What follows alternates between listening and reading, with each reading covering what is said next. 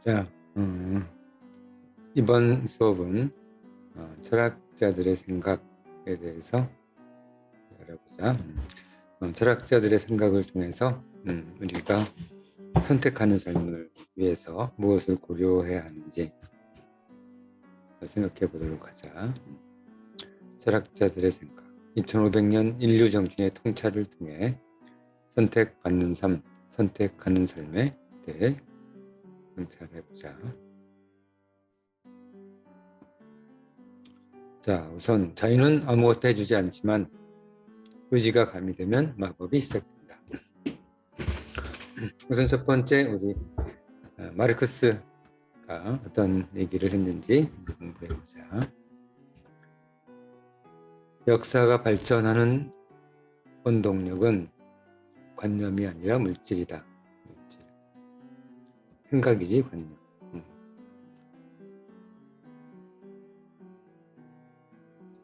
이성적, 합리적 사고, 그런 것들보다는 재물이라는 얘기죠. 재물. 노동에 의해 자연에 적용하는 물질, 인간 상호관계를 규정하는 생산위계, 질서지 생산질서, 이런 물질적인 것들로 인간은 발전한다. 인간이 발전하는 것은 우리가 어떤 철학이나 이런 것들보다는 물질적인 것들로 인간은 발전한다고 이야기합니다. 나는 헤겔의 절대정신이 세계 변화를 이끈다. 가장 헤겔의 기본 사상인지 절대정신. 헤겔의 기본 절대정신. 잠깐만, 강도 표시 좀 하자. 강도 표시. 헤겔의 절대정신. 헤겔의 기본 사상이다. 우리 역사 철학 강의에서 헤겔은 우리 역사를 변화시키는 것은, 역사적 사실을 일으키는 것은 어떤 우연이 아니라 절대 정신에 의해서 역사가 일어난다는 얘기지. 이순신 장군이 임진왜란에서 활동한 것이 어떤 절대 정신의 영향이다. 임진왜란이 일어난 그것 자체도 절대 정신의 영향이라는 거지. 나는 헤겔의 절대 정신이 세상의 변화를 이끈다. 정신이 세상의 변화를 이끈다는 말을 당연히 거부한다. 우리에게 자유를 주는 것은 정신이 아니라 물질과 재화이다. 이념적 자유는 우리에게 물질과 재화를 획득할 가능성을 제공할 뿐, 자유와 평등을 목표로 하는 철학은 이론 연구, 원래 자유와 평등을 목표로 하지, 철학은 이론 연구 영역을 벗어나 실제 인간 삶에 재화를 제공해주는 실천 영역으로 이동한다. 차별 없는 재화의 재분배만이 공산주의지? 공산주의적 기본 사상이다. 차별 없는 평등 세상을 구축한다.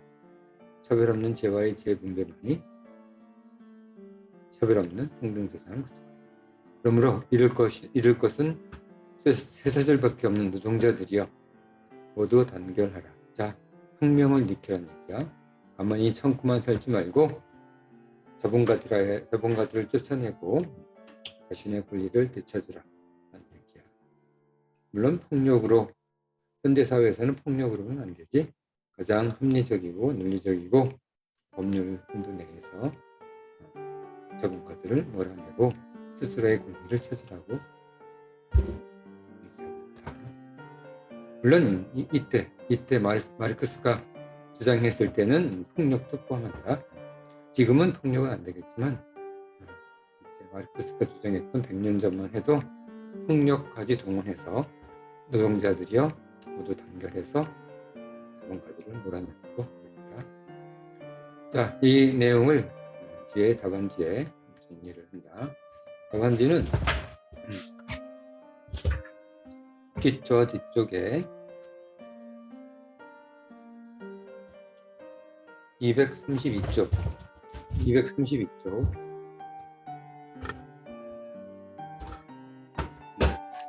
자, 여기서 왼쪽에 마르크스라고 딱 쓰고 여기에 제목을 쓰고 여기에 그 다음에 핵심 내용을 2줄로 쓰면 된다. 2줄. 알겠지? 5분 정도 줄 테니까 핵심 내용을 적어봐.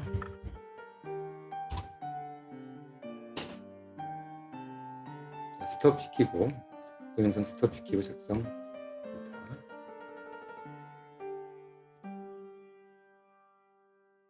자, 다 됐지?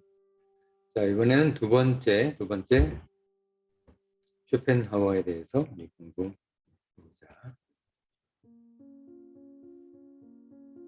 자유로워도 아무것도 달라지는 것은 없다. 아침 저녁 자유로워도 배고픔은 달라지지 않으니 자유는 가능성일 뿐이다. 자유는 어느 정도라면 선물이지만 그 이상 바라면 언제 억압다.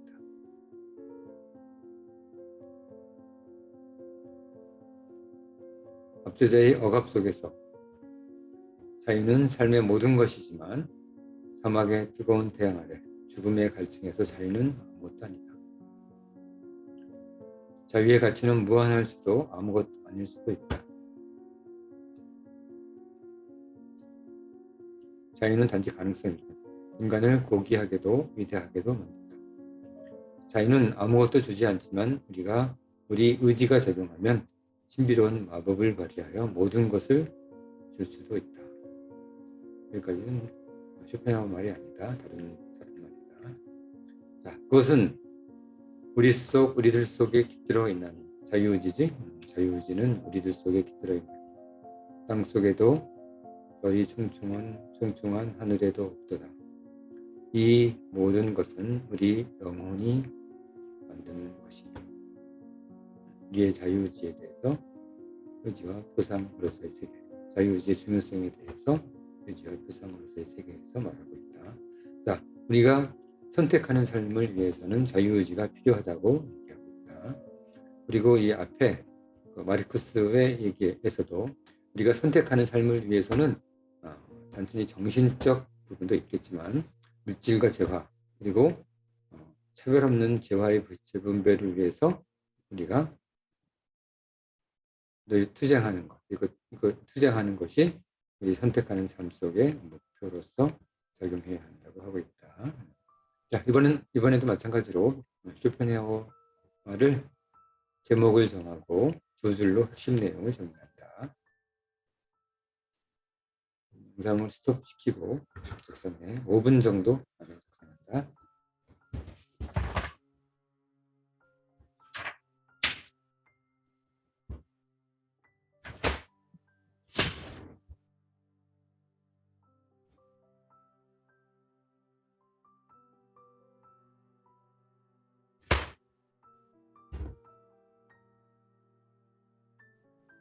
자, 세 번째 융의 생각이다.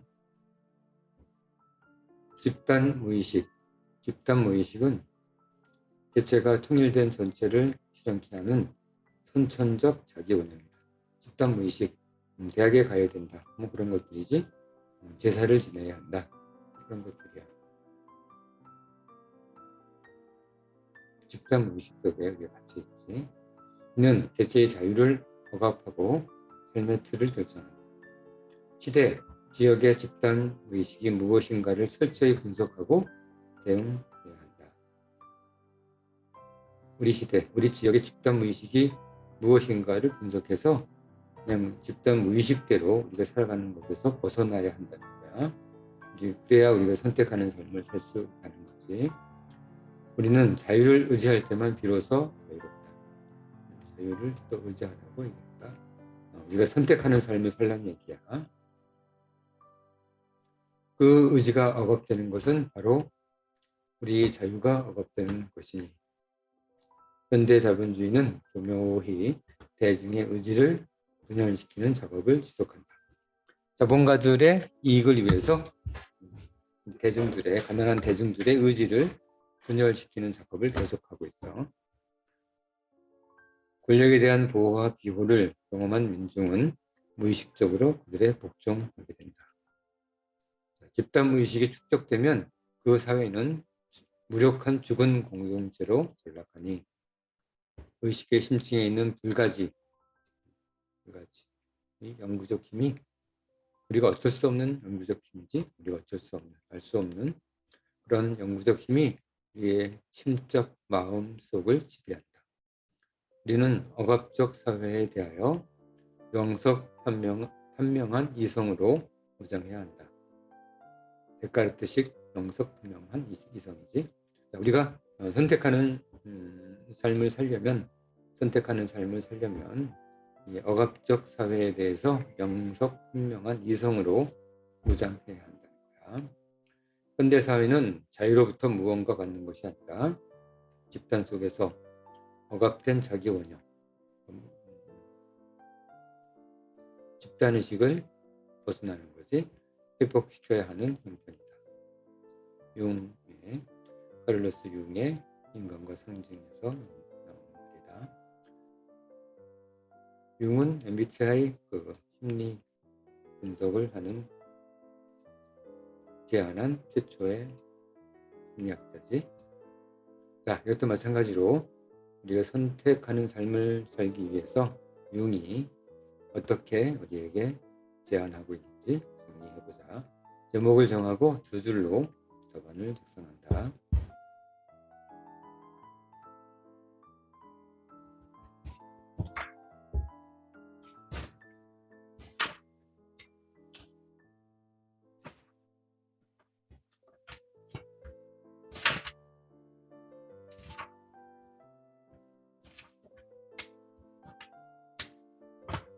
자, 다음으로 넘어갔다. 자, 우리 선택하는 삶을 위해서 또 무엇을 고려해야 하는지. 베테지. 우리 삶 대부분은 과거와 미래. 우리는 존재하지도 않는 과거와 미래를 위해. 과거는 존재하지 않고 미래도 존재하지 않지. 현재의 자유를 희생하는 허무하고 부자유한 존재이지. 자유는 과거와 미래의 사실에 묶여 있구나. 이 사슬을 부수는 것은 의지를 부르는 현재적 자유. 과거마저 현재에서 창조하는 것. 과거를 창조함은 실존을 넘어서에서 나오고 있지. 부자유를 의지하는 자유. 부자유를 의지하는 자유. 이것이 우리의 실질적 자유이다. 우리의 의지적 자유의지가 되는 거지. 자유는 항상 수고로운 현재를 선사하리라. 우리 수고로운 현재 필요해. 그치? 수고로운 현재가 우리의 자유를 조금 해주지. 자유를 주는 일이 되는 거지. 우리가 배웠던 신은 파우스트를 빼돌리겠다는 악마 메피스토텔레스에게 이렇게 말했다. 악마 메피스토텔레스. 파우스트에 나오는 악마지. 마음대로 하라. 인간이란 의지하는 동안 방황하는 법이니라. 너희들은 생생하고 풍요한 미를 의지하고 즐기라. 영원히 살아서 작용하는 생성의 힘이 우아한 담장으로 되어 살이니. 생생하고 풍요로운 미를 의지하고 즐기라. 자, 우리가 선택하는 삶을 위해서는 우리가 생생하고 풍요로운 미를 의지해야 한다고 베테가 얘기합니다. 자, 베테의 교훈을 제목을 정하고 두 줄로 핵심 내용을 적어보자.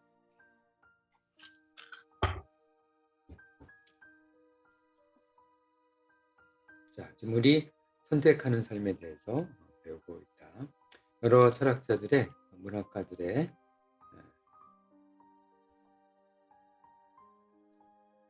조언들이지. 선택하는 삶을 위해서 우리가 고려해야 하는 것에 대한 조언들을 배우고 있다. 자, 오늘은 여기까지만 하고 철학자들 네 사람의 철학자들의 얘기를 잘 정리해 보도록 하자. 선택하는 삶을 위해서. 자, 오늘 수업은 여기까지.